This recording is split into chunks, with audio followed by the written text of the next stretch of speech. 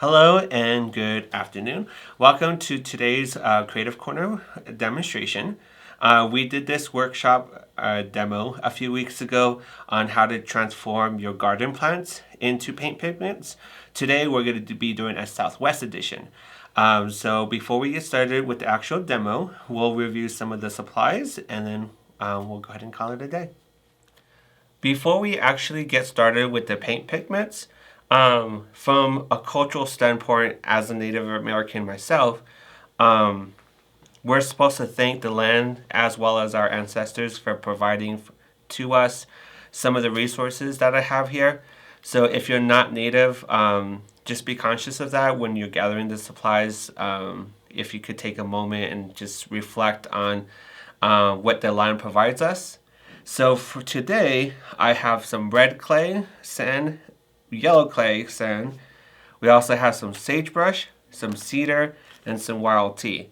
Later on this year, as the seasons change, cactus berries will be available. Yucca will be more plentiful too as well. But some of these other things you can get from around the area too as well. And also be conscious that there is a lot of mining done, coal and uranium, so watch out for contaminants too as well. So when you are harvesting natural plants, like I have here, what you want to do is go ahead and pick it. There are two different methods of which you can get the paint pigment from. You can either hang this upside down and wait for it to completely dry out, or what you can do is break it off the stem portion and get the actual leaf portion. Blend it up with a little bit of water. If you have a lot, you'll have a lot. So it just depends on quantity, how much you would like. Drain the pulp from the water and then put the pulp on a baking sheet with some parchment paper. Put that in the oven for a few hours and then it should be nice and crispy. So again, like I said, if you get the fresh plants, you'll want to have it completely dry before you can use it. So this wild tea was from last year. So what you can do is actually get the flower portion of it, put it into a container. I forgot to mention I had this bowl. And then just grind it up. You can use a grinding stone too as well, a mortar and pestle, just as long as you're able to get almost a fine dust consistency. And then you can use a mesh strainer to strain out the chunks and then again grind it down. So there are a variety of different ways. But what I would like to show you is how to use the clay sand that I have too as well. Alright, before we get started with the sand, I forgot to mention that with the Navajo tea, or the wild tea, you'll get a yellow paint pigment from it. Sagebrush, kind of a bluish green, and then the cedar will be somewhat of a more greenish color. And I will post those paint pigments a little bit later once I do the full process with it. But this is red clay. So there are all these clay deposits that you can find, and most of it will be in chunks like this. So what you want to do is, as I mentioned, mortar and pestle, a grinding stone. You can simply get a bowl with a spoon too. And what you want to do is kind of break it apart. And you want to break down the big chunks into smaller chunks. So once you have the smaller chunks, you'll use the flat end of whatever you're working with just to grind it down a little bit more,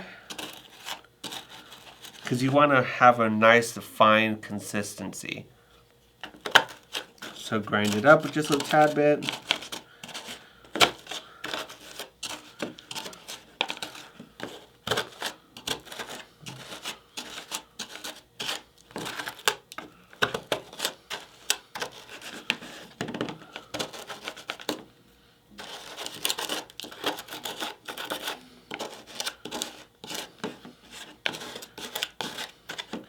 And to make this more easier, what you could do is get a mesh strainer, run your sand, your clay, through that strainer so that way you get more of the finer particles out, and then you can put the bigger chunks like what you see back into your container, grind it up, and repeat the process. So let's go ahead and just keep grinding this down.